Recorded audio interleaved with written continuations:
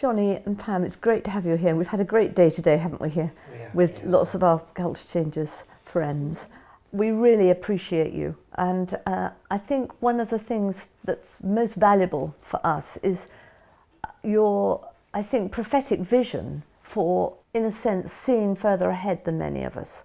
And I just asked you, what would you say are some of the hallmarks of this new season that we believe that we're entering in?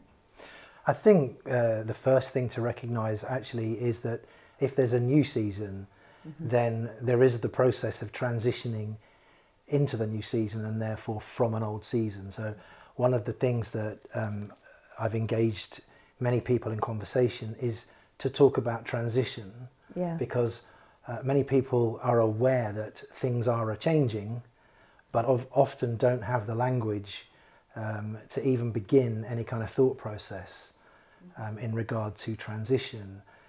Many people regard transition as simply doing things a slightly different way from the way they've been done before. Yes. But actually transition, particularly if you add the phrase paradigm shift, then you take transition to a whole nother level, and that involves a journey. And many people are aware that they're on a journey, but not always why they're on a journey, and certainly not the point of the journey or the destiny that are involved. In terms of hallmarks of this new era, really, the most profound one, I think, is the fact that there comes a realization that there's more than what we've known. That would be, I think, there's a hunger amongst people that is born out of that awareness that there's more that God has. Yes. One of the things, illustrations we loved that you shared with us was how, rather than wanting to keep one foot in the old camp and one in the new, it's like the Lord is wanting us to take both feet out of the old camp, so we're on unsteady ground before, even when we don't know where we're going. And that was a very helpful analogy to us. Another way that we've described that is to use the imagery of sailing from the UK to the USA, so you cross the Atlantic.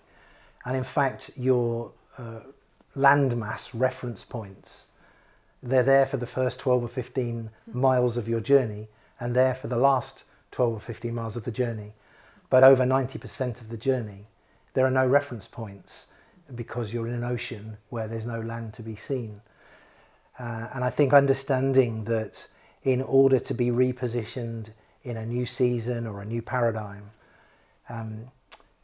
many people try and find the new whilst living in the old. Yes. And one of the things that God has clearly shown us is that, like Abraham leaving Ur, you have to leave not knowing where you're going, which for many people is a challenge, because many of us like to know where we're going before we set off. Yeah.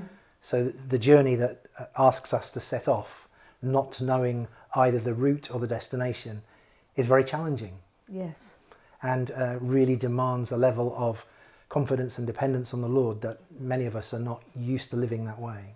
Johnny and Pam, one of the things that we really appreciate about you is the way that you often are able to pick out the right words for the new season. One of them we love is detox. Right. And how part of the process is the Lord detoxing us from religion. And I think you've got a real gift about language and knowing the right words to use. I don't know if you want to elaborate any more about that. Part of that is I never set out, we never set out to do this intentionally. But what we have found is that in our own journey with the Lord, we've discovered that we actually place more value on what heaven says about something than on what other people say. Yeah. And so quite accidentally, as far as we're concerned, we found ourselves with revelation of what heaven sees, how they see, how it sees what's going on. And so we've kind of pushed into recognizing things that are old and new.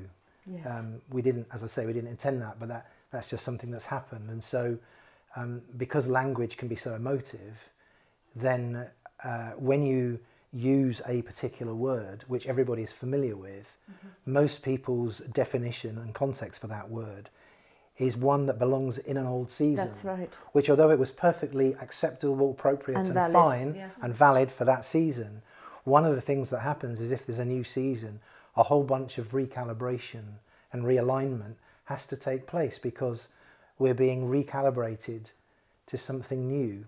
It's still the Lord, but the Lord is doing something in this season that's different from what he was doing in the last season. Pam, we just really appreciate as well your sensitivity to the Spirit, I think, really.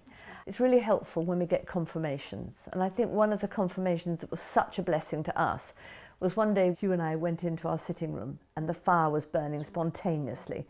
And the Lord spoke to us and said, I want spiritual fires to be roaring in the homes of the nations with love for me. And then the morning, I think it was June the 6th last year, you came over for another of our Culture Changes days. Right. Again, I felt the Lord as I woke up said, keep the home fires burning.